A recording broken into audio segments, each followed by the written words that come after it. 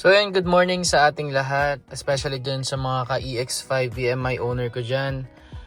For today's vlog naman or for today's video, isi-share ko naman ano-ano ba yung meron sa EX5 EMI Max version na pwedeng makatulong or para makatulong din doon sa mga looking for EX5 EMI. So actually marami din nagko-comment dito, nagre-request ano ba yung meron kay EX5, especially doon sa mga planning pa lang na kumuha ng EX5.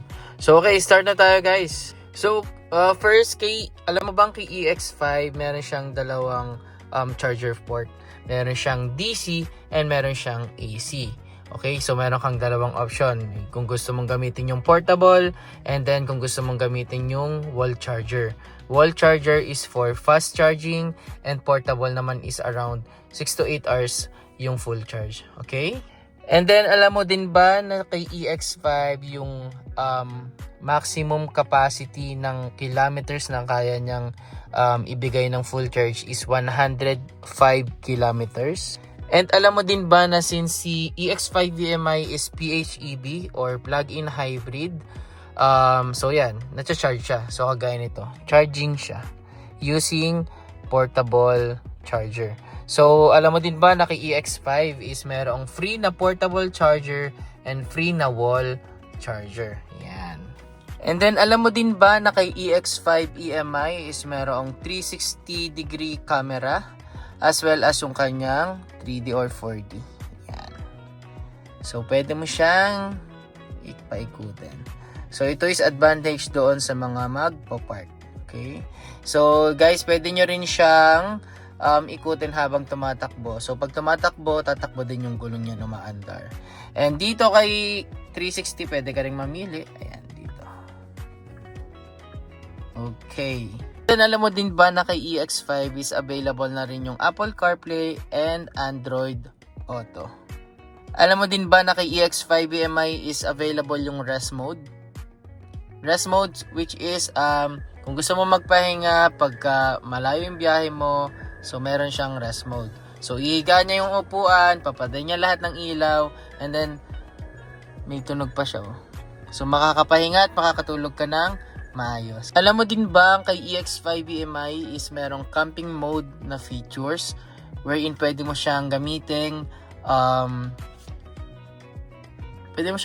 pang camp.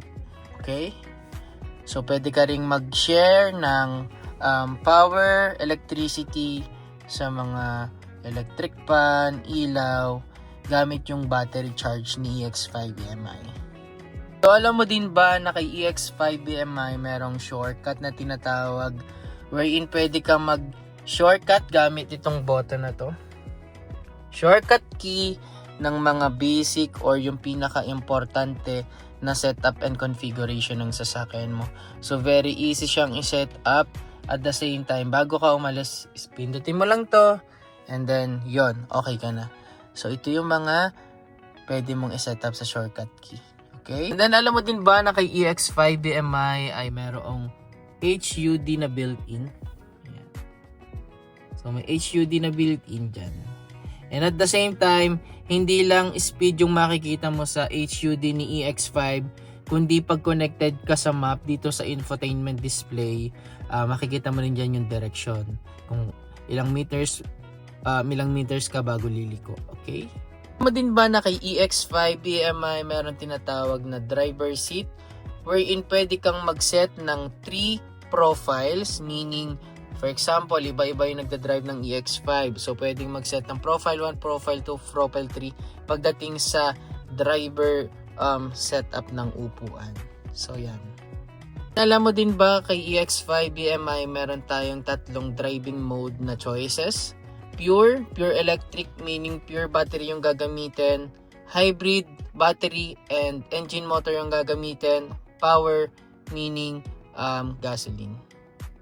So alam mo din ba na kay EX5 BMI meron siyang features na ang tinatawag ay ambient light wherein iilaw yung mga side ng sasakyan. So paikot siya dito sa harapan. Yan.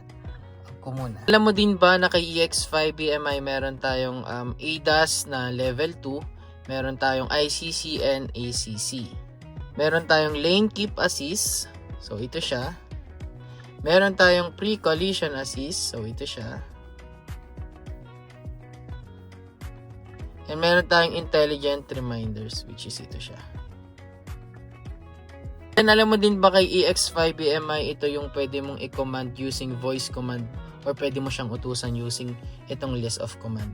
Open the car window, AC cooling mode, open the Bluetooth, stop the music, turn on Bluetooth, turn up the volume, and marami pang iba. Open tailgate, open all windows, open sunroof, sunshade, close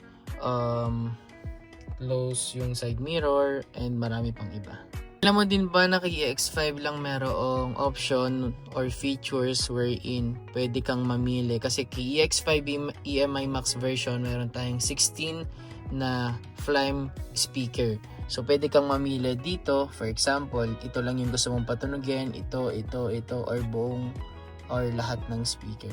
So meron tayong features na pwede kang mamili ng side kung saan mo lang gustong patunugin yung tugtog. So aside from yon, na-discuss ko ano ba yung mga meron kay EX5 BMI.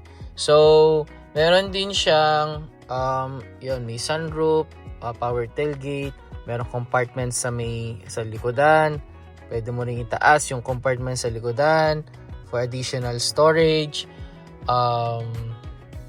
Maganda yung interior. Meron tayong dalawang variant ng interior, amber brown for max variant, and then dark blue or navy blue or something black na kulay for pro and max variant. So malaki yung ating screen,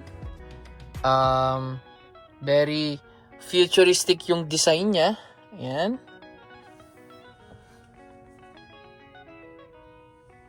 And based doon sa kanyang SRP, guys, sobrang mura na nito.